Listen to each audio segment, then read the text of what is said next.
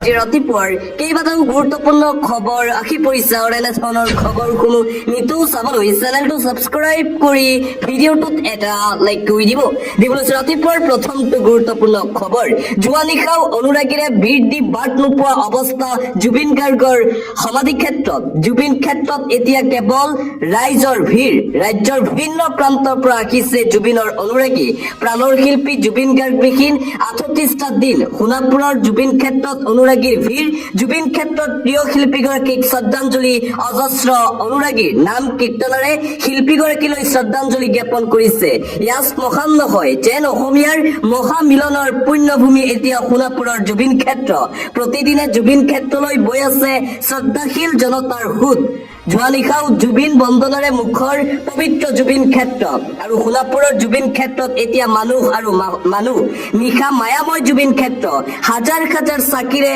উজ্বলিছে সোণাপুৰৰ জুবিন ক্ষেত্ৰ আৰু জুবিন ক্ষেত্ৰত ইমানেই ভিৰ হৈছে যে যোৰাবাটৰ পৰা জুবিন ক্ষেত্ৰলৈ যাবলৈ প্ৰায় 2 পৰা 3 ঘণ্টা সময় এতিয়া লাগে কেৱল মানুহ জুবিন গাৰ্গৰ জুবিন ক্ষেত্ৰত দিবলৈছো আন এটা ব্ৰেকিং নিউজ সম্পূৰ্ণ সুস্থ হৈ আছে জুবিন গাৰ্গৰ পত্নী গৰিমা শইকীয়া গাৰ্গ অসুস্থ নহয় টোপনি ক্ষতিৰ বাবে সামান্য দুৰ্বল হৈ পৰিছিল জুবিন পত্নী গৰিমা শইকীয়া গাৰ্গ মূৰ ঘৰণি হৈছিল গৰিমা শইকীয়া গাৰ্গৰ টোপনি ক্ষতি অত্যাধিক ব্যস্ততাৰ বাবে কিছু দুৰ্বল হৈ পৰিছিল জুবিন গাৰ্গৰ পত্নী গৰিমা শইকীয়া গাৰ্গ জুবিন গাৰ্গ হতাশাত ভোগা বুলি চলা অপপ্ৰচাৰে দুখ দিছে গৰিমা শইকীয়া গাৰ্গৰ মনত কাকিৰিপাৰাত গৰিমা শইকীয়া গাৰ্গৰ স্বাস্থ্যৰ বুজ লৈ মন্তব্য ডাক্তৰ হিতেশ বৰুৱাৰ আৰু যোৱাকালি অসুস্থ হৈ পৰিছিল জুবিন গাৰ্গৰ পত্নী গৰিমা শইকীয়া গাৰ্গ আৰু গৰিমা শইকীয়াৰ বাসগৃহত ডাক্তৰ হিতেশ বৰুৱা উপস্থিত হৈ গৰিমা শইকীয়া গাৰ্গৰ স্বাস্থ্যক লৈ এইদৰে প্ৰতিক্ৰিয়া প্ৰকাশ কৰে সম্পূৰ্ণ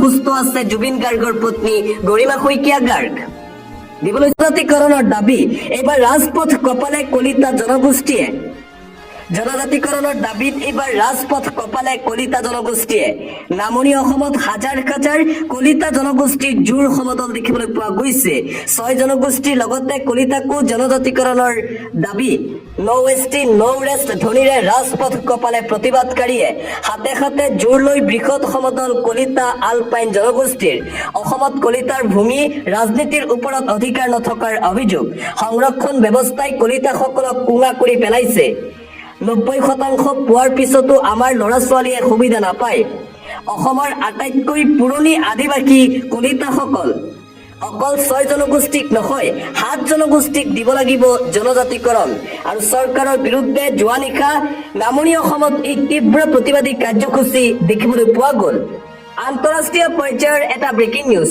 পুনৰ বাংলাদেশৰ মেপত অসমক অন্তৰ্ভুক্ত পাকিস্তানত মহম্মদ ইউনুছৰ উপহাৰ বিতৰ্কিত পুনৰ বাংলাদেশৰ মানচিত্ৰত অসম আৰু উত্তৰ পূবক অন্তৰ্ভুক্ত কৰা হৈছে বিতৰ্কিত মানচিত্ৰ অংকিত ফটো মহম্মদ ইউনুছৰ হাতত বাংলাদেশ ভ্ৰমণত পাক সেনা বিষয়া সাকিৰ শামছেদক ইউনুছে দিয়ে এই উপহাৰ বিতৰ্কিত মানচিত্ৰক লৈ ভাৰতত বৰ্তমান ব্যাপক প্ৰতিক্ৰিয়া দেখিবলৈ পোৱা গৈছে পূৰ্বতেও বাংলাদেশে অসম আৰু উত্তৰ পূবৰ মানচিত্ৰক লৈ প্ৰস্তুত কৰিছিল বিতৰ্কিত মানচিত্ৰ মুখ্যমন্ত্ৰী ডক্টৰ হিমন্ত বিশ্ব শৰ্মাই ঘটনা সন্দৰ্ভত দিছিল প্ৰতিক্ৰিয়া কিন্তু পুনৰ ইউনুছে বাংলাদেশৰ মানচিত্ৰ অসম আৰু উত্তৰ পূবক কৰে অন্তৰ্ভুক্ত পাক সেনাৰ ঢাকা ভ্ৰমণতি ইউনুছৰ সৈতে সাক্ষাৎকাৰৰ সময়ত দিয়ে এই বিতৰ্কিত মানচিত্ৰ পাকিস্তান বাংলাদেশৰ মাজত পাৰস্পৰিক সহযোগিতা বৃদ্ধি কৰা হৈছিল আলোচনা বৈঠকতে অসম উত্তৰ পূবক সামৰি বাংলাদেশৰ মানচিত্ৰ অংকন কৰা ফটো দিয়ে উপহাৰ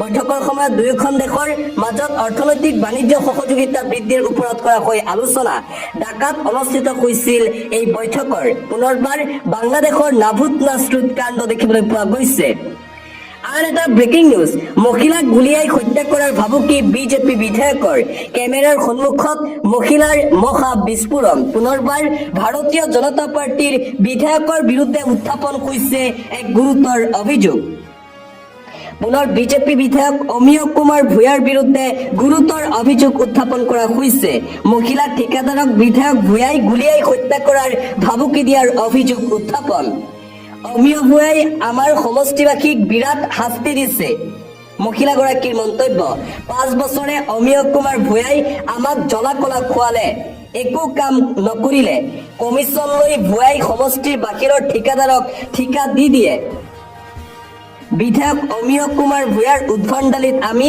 অতিকৈ অতিষ্ঠ হৈছো। বিধায়ক ভূঞাৰ দিনত বিহপুৰীয়াত মহিলাৰ নিৰাপত্তা নোহোৱাৰ অভিযোগ। এগৰাকী মহিলাৰ ঠিকাদাৰক হত্যাৰ ভাবুকি দিয়াক লৈ বিহপুৰীয়াত এতিয়া চাঞ্চল্য বিৰাজ কৰিছে। ঠিকা দিয়াৰ নামত আগধন লৈ ঠিকা আবণ্টন নিদিয়াৰ অভিযোগ উত্থাপন। বিধায়কৰ ভাবুকিৰ পিছতেই নাৰায়ণপুৰ আৰক্ষীৰ কাষ চাপিছে মহিলাগৰাকী।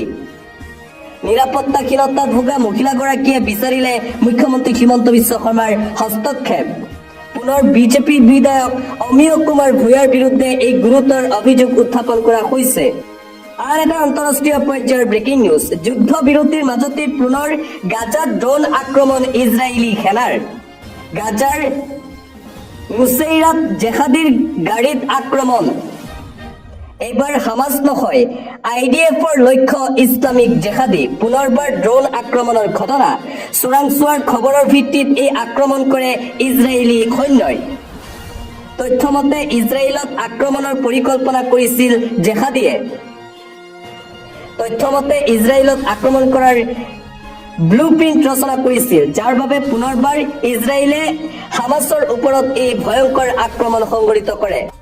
দিবলৈছো এটা গুৰুত্বপূৰ্ণ খবৰ। জুবিন গাৰ্গৰ বাবে কোনো SOPৰ প্ৰয়োজন নাই। জুবিন ক্ষেত্ৰ খোলা ৰাখক চৰকাৰে, এই আহ্বান জনাইছে শিল্পী মানস ৰবিনে। জুবিন গাৰ্গৰ বাবে কোনো SOPৰ প্ৰয়োজন নাই। জুবিন গাৰ্গৰ ৰাইজৰ শিল্পী, গতিকে কোনো SOP নালাগে। SOPৰ সিদ্ধান্ত চৰকাৰে ব্যক্তিগতভাৱে ল'ব নালাগে। প্ৰয়োজন হলে ৰাইজৰ লগত আলোচনা কৰক চৰকাৰে। জীৱিত কালত জুবিনক অকলে পাবলৈ কষ্ট কৰিব লগা হৈছিল। গৰিমা বৈও অকলে পোৱা নাছিল জুবিন গাৰ্গক। জুবিন গাৰ্গক অকলে পাব বিচাৰিবই, গতিকে SOP নালাগে। সেই সময়খিনি খোলা ৰাখক জুবিন ক্ষেত্ৰ চৰকাৰে। কিবা অসুবিধা থাকিলে সুৰক্ষাকৰ্মী নিয়োজিত কৰক সোণাপুৰত। জুবিন ক্ষেত্ৰৰ পৰা আহ্বান শিল্পী মানস ৰবিনৰ। জুবিনক লৈ কোনো ধৰণৰ SOPৰ প্ৰয়োজন নাই বুলি মন্তব্য শিল্পী মানস ৰবিনৰ। মদৰ পৰিৱৰ্তে পৰম্পৰাগত পানীয়হে খায়। আন এটা ব্ৰেকিং নিউজ। জুবিন গাৰ্গৰ মৃত্যুৰ তদন্তৰ অংশ হিচাপে গৰিমা শইকীয়া গাৰ্গক SITয়ে প্ৰায় 6 ঘণ্টা ধৰি সাক্ষ্য গ্ৰহণ কৰিলে। এই বিষয়ত আমাৰ কবলৈ বিশেষ নাই, কিন্তু কথা হ'ল সঁচাকৈয়ে যদি জুবিনৰ মৃত্যুৰ ৰহস্য উদ্ঘাটন কৰিব খোজা হৈছে, তেন্তে স্বয়ং মুখ্যমন্ত্ৰীয়ে জুবিন গাৰ্গক হত্যা কৰা হৈছে বুলি দিয়া বিবৃতিৰ বাবে মুখ্যমন্ত্ৰী হিমন্ত বিশ্ব শৰ্মাক কিয় জেৰা কৰা নহ'ব? মই ভাবো যে মুখ্যমন্ত্ৰীৰ SITৰ চৰিত্ৰ এইটোৱেই, যাৰ বাবে সচেতন মহলে SITৰ তদন্ত আৰম্ভণিৰ পৰাই বিৰোধ কৰি আহিছে। SITৰ সীমাবদ্ধতা এতিয়া দিনৰ পোহৰৰ দৰে পৰিষ্কাৰ হৈ পৰিল। জুবিন গাৰ্গৰ মৃত্যুৰ তদন্তৰ সন্দৰ্ভত এইদৰে প্ৰতিক্ৰিয়া প্ৰকাশ কৰে সাংসদ